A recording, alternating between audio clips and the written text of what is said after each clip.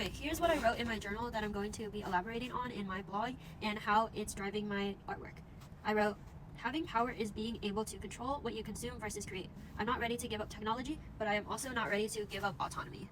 So what I think I mean by this is that when you're on TikTok or something and it's addicting to you, you're giving up control and it's taking advantage of your love for the internet. So it's kind of tracking what's attractive to you and it's taking advantage of that by pushing out content that maybe you don't identify with. Versus when I used to use the internet before, I had complete control over what I wanted to look at. So if it was on Tumblr, I got to curate my own feed and everything that I chose was kind of like mood boarding, and I got to pick out what kind of content I wanted to consume, and there was complete motion over what I wanted to look at. And for TikTok, you don't get that control because you're not physically choosing it with your hands. You just scroll and whatever it wants to show you will pop up.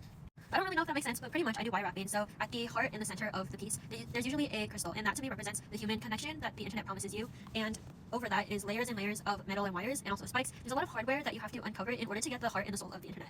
I want to dive deeper on how technology has been affecting the mind and how we interact with it. So that's kind of what's driving my next collection. And right now these are kind of halfway thoughts and I haven't fully formed it into a final conclusion because before I can even think of an idea, the internet is already changing. So I will be writing more about it in my blog, and as the collection continues, I really hope that I continue to uncover what I mean by these thoughts.